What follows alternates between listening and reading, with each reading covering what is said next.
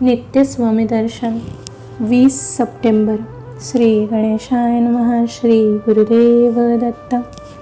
ध्यानाला बसताना मन स्तब्ध हवे, ते शुद्ध असता कामा नये. मन शांत हवे, ते अशांत असता कामा नये. मन निर्विचार अवस्थेत हवे, त्याला विचारांची काजळी लागता कामा नये. प्रकट किंवा अप्रकट अवस्थेतील वांझ बडबड संपल्याशिवाय ध्यान स्वतःशी कदापिही मग्न होणार नाही. मौनाचा शुभ्रधवल पुण्यवान प्रदेश काबीज केल्याशिवाय ध्यानाला अध्यात्माचा केशरी रंग चढणार नाही. एक लक्षात घ्या की ध्यान म्हणजे स्वामींचा आपल्याला लाभलेला कृपाप्रसाद. हा कृपाप्रसाद स्वामी आपल्याला मौनाच्या द्रोणात देतात.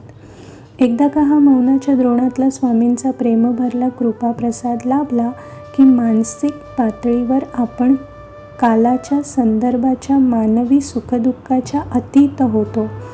ध्यानात सदैव वावरणाऱ्या सर्वच परमभक्तांच्या भाग्यकुंडलीत स्वामींचा सहवास लिहिलेला असतो. म्हणून माझ्या प्राणप्रिय स्वामी भक्तांनो, तुम्हाला मी प्रेमाने सांगतो की ध्यान ही एक माणसाच्या भक्ती जीवनातील अद्भुत गोष्ट आहे. मी तुम्हाला कितीही सांगितले, वर्णन केले तरी ध्यान हा स्वअनुभवाचा भाग आहे, हे कोणालाच विसरता येणार नाही. देवळात गेलात, तीर्थयात्रा केल्यात, दानधर्म केलेत तर कदाचित मनाला समाधान मिळेल, परंतु ध्यान ही एक अलौकिक गोष्ट आहे हे त्यातून कळणार नाही. सावल्यांना जसे ओंजळीत घेता येत नाही, त्याप्रमाणे ध्यानाला विचारांच्या ओंजळीत घेता येत नाही. त्यासाठी नामस्मरणाची जोड लागते. सर्व ज्ञानेंद्रिय आणि कर्मेंद्रिय नामाच्याच भोवती सदैव घोटाळत ठेवावी लागतात. विचार, आचार आणि उच्चार फक्त नामस्मरणाचाच असावा लागतो. देवप्राप्ती व्हावी, स्वामींचे दर्शन व्हावे, हा विचार आणि इच्छा प्रथम बाजूला ठेवावी लागते. तरच नामस्मरण अंतःकरणपूर्वक व्यापून राहते आणि हे नामस्मरण ध्यानाचा प्रदेश उजळून टाकते.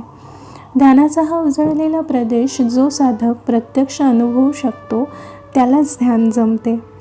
केवळ डोळे मिटून एका जागी बसण्याचा अभ्यास ध्यान अवस्था प्राप्त करून देत नाही, हे कृपया लक्षात घ्या. ध्यान उभ्या जागीसुद्धा लागते, कारण स्वामी नाम तुमच्या भोवती तेजाळत असते. म्हणून ध्यानात राहण्याचा प्रयत्न करा. श्री गुरुदेव दत्त.